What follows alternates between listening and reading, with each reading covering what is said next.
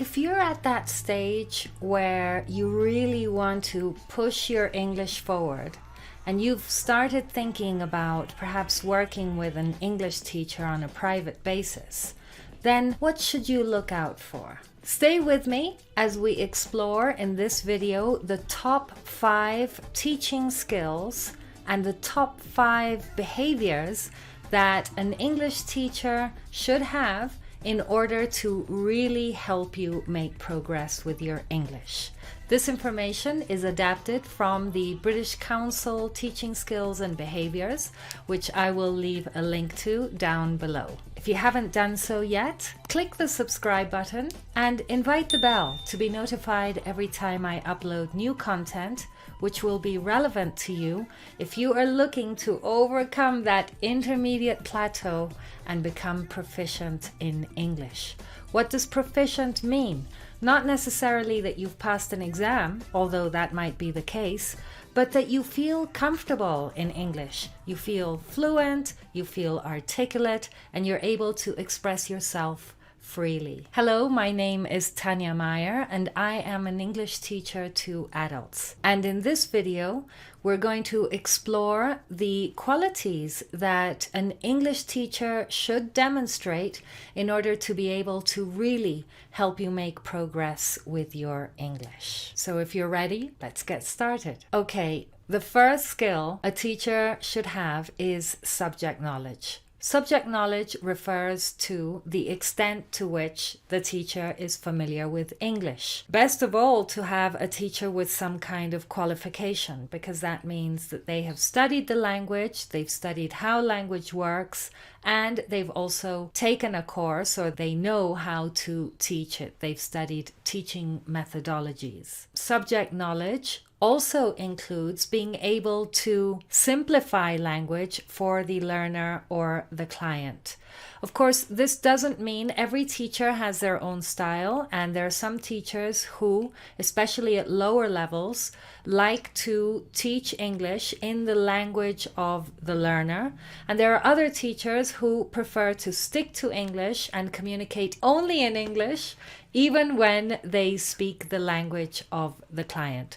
So that is entirely up to you. What do you prefer? Do you prefer to be more immersive?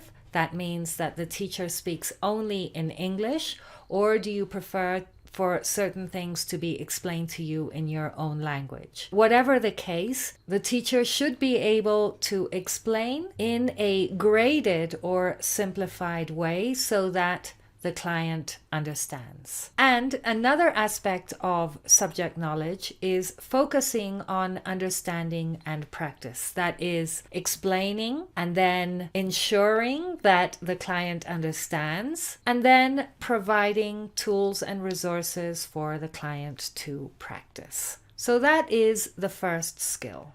The second skill is learning technologies. Things are very different today from how they used to be not so long ago. We're learning more and more with online resources, although of course many people still prefer face-to-face classes, but even in face-to-face classes, online resources are used a great deal. And when it comes to learning technologies, then your teacher should be able to share resources with you, create materials, solve any problems that you might have, and encourage you to be innovative in your learning. The third skill is that a teacher should be able to set up an environment that is friendly and conducive to learning. The teacher should also be friendly and be able to interact with you easily. The teacher should also be able to provide constructive feedback and know how to manage themselves.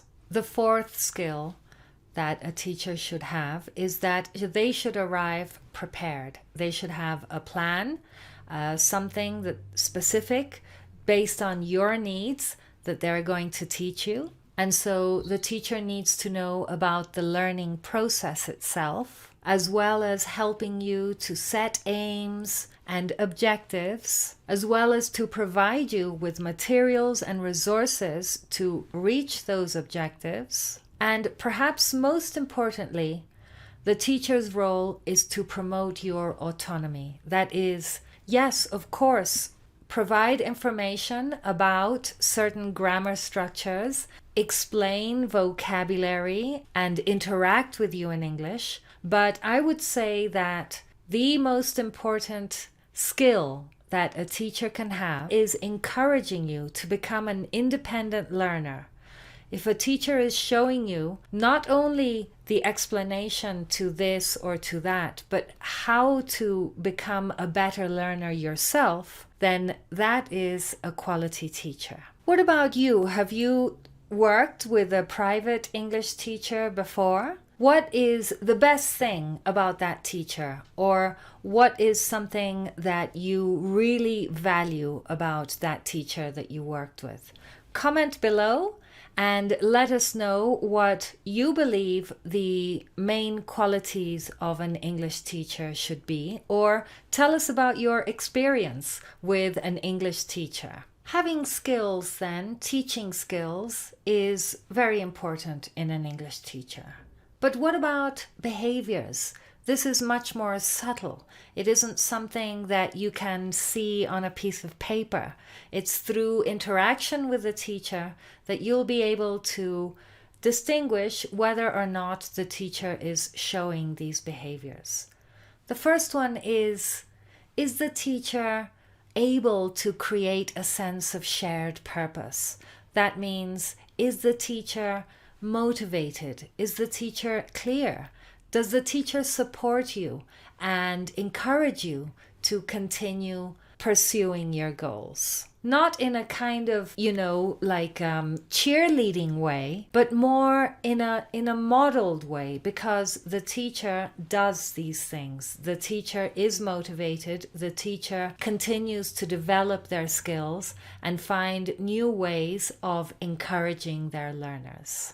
So that's the first behavior, an ability to create shared purpose with the client. The second behavior is connecting with others. To what extent is the teacher able to find common ground with you and encourage you to find common ground with others? It also involves the teacher paying attention to what you need, gaining your trust, and being culturally sensitive. The third behavior is the teacher's ability to work with you. In English, we say 2 heads are better than 1. And what we mean is that if a teacher is able to work in a team, to be a team player, to collaborate in a group, and to encourage you to do the same, then that is a very valuable behavior. In spiritual terms, working together creates collective energy. And collective energy is very powerful. Working with others towards the common goal of raising awareness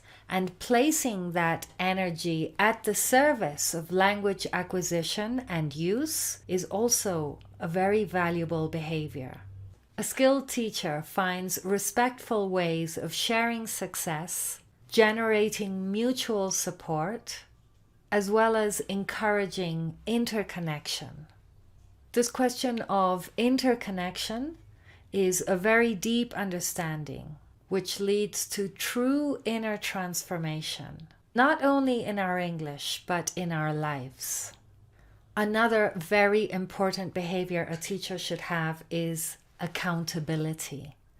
Accountability refers to the extent to which a teacher does what they say they're going to do.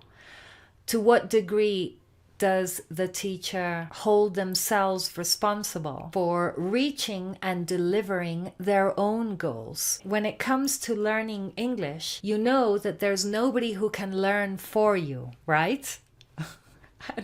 Surprise!